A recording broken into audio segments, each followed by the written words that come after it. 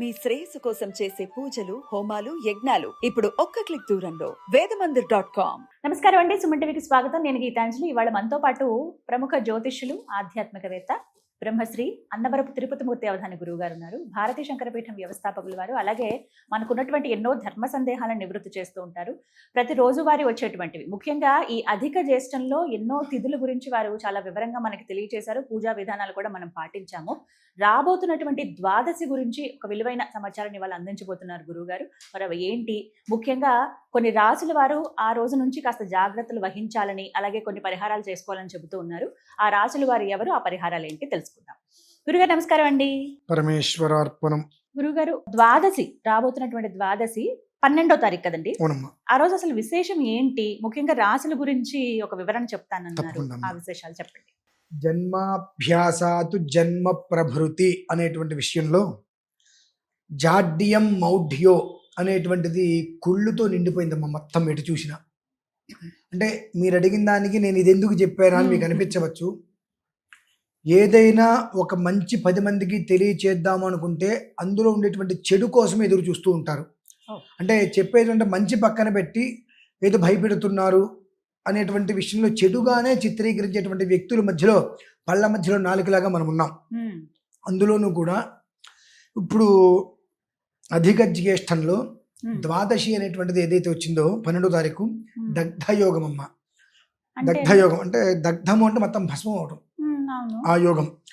అలాగే యమధర్మరాజు యొక్క నక్షత్రం భరణి, దానికి తోడుగా అతిగండ కాలయోగం అనేటువంటిది ఏర్పడింది. ఒక 5 రాశుల వారి గురించి నేను చెప్తానమ్మా. ఈ 5 రాశుల వారు 12వ తారీఖు నుంచి 24 రోజులు మాత్రం చాలా అంటే చాలా అప్రమత్తంగా ఉండాలి. అది అనిపించవచ్చు ఈయన ఏదో భయపెడుతున్నారు అని చెప్పి. వాస్తవంగా ఈ విషయం గురించి నేను చెప్పవలసిన అవసరం లేదు. అంటే ఆ 5 రాశులు నా కుటుంబంలో ఉన్నాయి. మొట్టమొదటిగా ఉండేది నా రాశే.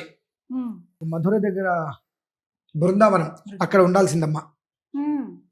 కానీ 12వ తారీఖు నుంచి వచ్చేటువంటి గండం అనేటువంటిది మరణగండం లాంటిది, చాలా విశేషంగా ఉన్నది. ప్రయాణాలు అనేటువంటిది ఎంత పక్కన పెట్టుకుంటే అంత శ్రేయస్కరం. అందులోనూ కూడా అమావాస్య ఏదైతే ఉన్నదో ఇప్పుడు వచ్చేటువంటిది, ఆ అమావాస్య నా 42 సంవత్సరాలు నేను చూడలేదు. అంతది గండయోగంతో ఉన్నది. కొంతమందికి మంచి జీవితాన్ని కూడా ఇస్తుంది, కొంతమందికి కర్మ ప్రార్థాన్ని కూడా ఇవ్వవచ్చు. ఆ కర్మ ప్రార్థం ఇచ్చేటువంటి తీసుకునే దాంట్లో నా రాశికి కూడా ప్రధానంగా ఉన్నది. అది దృష్టిలో ఉంచుకొని ఒకవేళ మనం కనుక అక్కడ మధుర దగ్గర బృందావనం కనుక వెళ్తే స్నానాలు అవి చేసుకుని చక్కగా అక్కడ స్వయంవారి ఒక ఆరాధనలు అన్నీ చేసుకొని వస్తే, అమావాస్య టైంలో మనం జర్నీ చేయాలి. నేను బై రోడ్డు వెళ్ళిపోతాను, జర్నీ చేయాలి. పరిస్థితి బాగాలేదు అని తెలిసినప్పుడు మనం ప్రయాణం చేయడం సమంజసం కాదు. ఎందువల్లనంటే ఒక మనిషికి ఏదైనా జరిగితే ఆ మనిషితో పోతుంది అనుకుంటే నష్టం లేదండి. ఒక మనిషికి ఏదైనా జరిగితే నిజానికి రోడ్డును పదేది కుటుంబం. అది నా కుటుంబం అయితే ఒకటి, వేరే వాళ్ళ కుటుంబం అయితే ఒకటిగా నేను భావించాల. అలా భావిస్తే అసలు ఎవడెలా పోతే నాకేంటి అనుకోవచ్చు. ఇప్పుడు ఇందాక జాడ్యం మౌఢ్యం అనేటువంటిది కుళ్ళుతో నిండిపోయిన సమాజం, ఎటుపోతే నాకెందుకు నేను వదిలేయచ్చు. కానీ ఈ 5 రాశులు ఏదైతే చెప్పబడి ఉన్నదో నా కుటుంబంలో ఉండి దాని ప్రభావం ఆల్రెడీ చూస్తున్నాం. 24 రోజుల పాటు ఎలాంటి స్థితి, ఏం జరుగుతుందనేటువంటి విషయం కళ్ళ ముందు కనిపిస్తున్నప్పుడు దానికి మనం ఏదో కొన్ని పరిహారాలు ఏవైతే యమధర్మరాజుతో కూడుకున్న పరిహారం ఏదైతే ఉంటుందో అది చేసుకునే ప్రయత్నం చేస్తున్నాం. కాబట్టి 10లో కనీసం 2 మంచి వాళ్ళు ఉంటారు. ఆలోచించి నా జీవితంలో ఏ సమస్య లేకుండా, మంచి ఇబ్బంది అంటే ఎలాంటి ఇబ్బంది లేకుండా మంచి జీవితం కావాలి.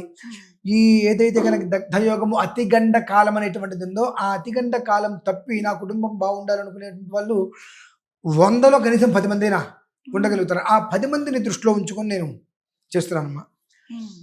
యమధర్మరాజుకు ఏదైతే కనుక సంబంధించినటువంటి సూక్తం ఉంటుందో ఆ యమ సూక్త సుదర్శన నారసింహ పాశుపత శాంతి చేస్తున్నామమ్మా.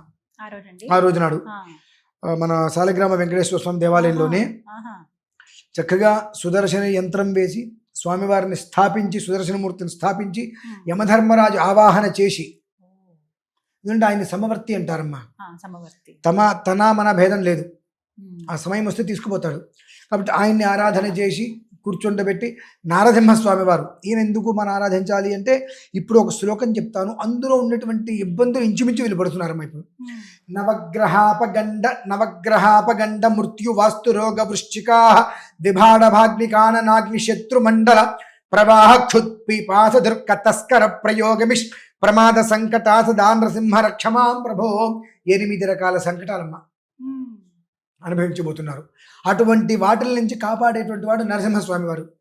కాబట్టి అటు సుదర్శన చక్రాన్ని స్థాపించి సుదర్శన యంత్రం మీద, ఇటు యమధర్మరాజును స్థాపించి, పైన నరసింహస్వామి వారిని మంత్ర రూపంలో స్థాపించి ఆ యజ్ఞం చేయటం. దానివల్ల ఏమవుతుంది అంటే ఒక వజ్ర కవచం అనేటువంటిది చుట్టూతో ఏర్పడుతుంది. అంత పెద్దది జరగాల్సింది ఇంతది. ఏదో కింద పడ్డాము, ఏదో పర్లేదు, మన హాస్పిటల్ కూడా వెళ్ళాల్సిన అవసరం లేదు, ఇంట్లో ఏదో కాస్త కొబ్బరి రాసుకుంటే సరిపోతుంది అనేటువంటి దాన్ని మనం బయటపడతామమ్మా. అటువంటిది ఉన్న కారణం చేత ఖచ్చితంగా ఈ మేషరాశి, సింహరాశి, ధనస్సు రాశి, కుంభరాశి, మీనరాశి ఈ 5 రాశుల వారికి కూడా తస్మాతు జాగ్రత్త. ఎలాంటి పరిస్థితులలో కూడా తొందరపాటు నిర్ణయాలు తీసుకోవద్దు, ఒక్కరిగా ఎటు ప్రయాణాలు చేయవద్దు, అలా అని చెప్పి సుదూర ప్రయాణాలు అసలు వద్దు అని చెప్పడానికి కారణము చెప్పడంగా నేను ఆచరించాలి. అందులో మేషరాశి నాదే కదమ్మా. కాబట్టి నేనే ప్రయాణం మానేసుకున్నా. ఎందుకు వచ్చింది ఇప్పుడు ఎవరికి చెప్పకుండా నేను ప్రయాణం మానేసుకున్న నా హోమం నేను చేసేసుకోవచ్చు. కానీ కళ్ళ ముందు కనిపించేటువంటిది కాస్త ఇబ్బందికరంగా ప్రమాద సంకటం అనేటువంటి ఉన్నది. కాబట్టి ఏం చేస్తారు, ఈయన భయపెట్టాడు, ఓకే నేను భయపెడతా అంతే అనుకుని తిట్టుకోండి. కానీ మీరు ఒక ప్రయత్నం చేయగలిగితే ఆ మృత్యుగండ నుంచి బయటపడతారు కదా అని ఒక ఉద్దేశంతో నేను అనుభవిస్తున్నా, నాకు తెలుస్తుంది కాబట్టి ఈ విషయాన్ని అందరికీ అందజేస్తున్నాను. ఇప్పుడు 12వ తారీఖు గురువు ఎన్ని గంటలకు ఉంటుందండి? సాయంత్రం 4 గంటల నుంచి 6 గంటల వరకు. 6 గంటల వరకు ఉంటుంది.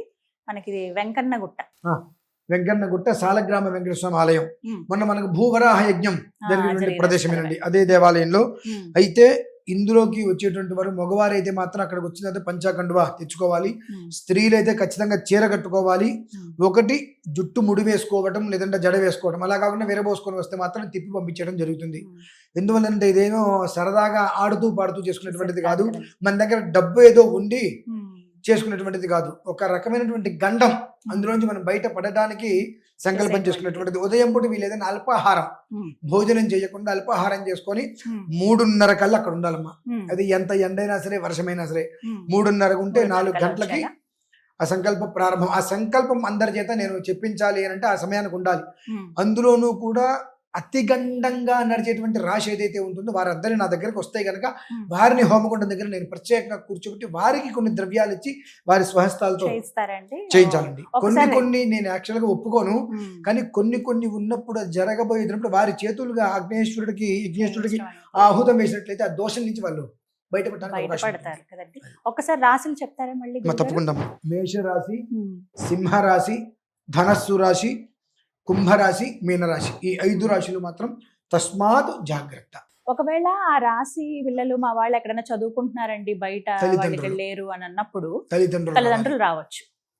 నేను రామండి మీరు చేసేయండి అంటే అన్ని వేళలో అన్ని ఎలా కుదరటం కష్టమమ్మా.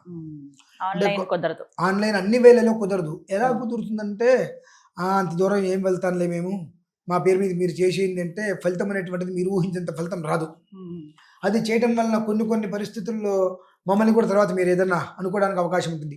నిజంగా ఏదైనా ఉద్యోగ ధర్మంలో రాలేని పరిస్థితి ఉందనుకోండి, అప్పుడు ఆ నిజంగా రాలేని పరిస్థితి కాబట్టి మీరు అప్పుడు గోత్రనామాలతో పరోక్షంగా చేయించుకున్న ఆ ఫలితం ఖచ్చితంగా అందుబాటులో ఉంటుంది. కానీ ఏం వెళ్తానులే అనేటువంటి రీతిలో కనుక నేను కుదరదని మీరు అబద్ధం చెప్పి మాకు డబ్బులు కట్టినా దానివల్ల ఉపయోగం ఉండదు. మేము రేపొద్దున మాట పడాల్సి వస్తుంది అంతే. అది కూడా మీరు గమనించవలసిందిగా. కానీ చాలా ముఖ్యమైనది తెలుసుకోవాల్సినది ఒక హెచ్చరిక, దాంతో పాటుగా ఒక అవకాశం, ఇది ఒక పరిహారంగా భావించి చేసుకోవచ్చు అంటారు. ధన్యవాదాలు గురుగారు. విన్నారు కదండి, ఎవరైతే ఈ 5 రాశుల వారు ప్రత్యేకించి మా పిల్లలది ఉందండి ఈ రాశి, లేకపోతే మాదే ఈ రాశి, మాకు తెలిసిన వాళ్ళు వాళ్ళ గురించి చేస్తామని అనుకున్న వాళ్ళు అయితే కనుక స్క్రీన్ మీద నెంబర్స్ ఇస్తానండి, ఒకసారి కాల్ చేసి ముందుగానే మీ పేరు గోత్రంతో నమోదు చేసుకోండి. అసలు ఎంత ఖర్చు అవుతుంది దీనికి, అంటే రుసుము ఎంత ఉంటుంది, ఎలా రావాలి, కరెక్ట్ అడ్రస్ ఎక్కడ, ఈ డీటెయిల్స్ అన్ని మీకు కాల్లో మీరు మాట్లాడేటప్పుడే డీటెయిల్డ్గా మీకు ప్రతిదీ వివరంగా చెప్తారు. మరిన్ని వివరాల కోసం స్క్రీన్ మీద కనబడుతున్న నెంబర్కు కాల్ చేయండి. నమస్కారం.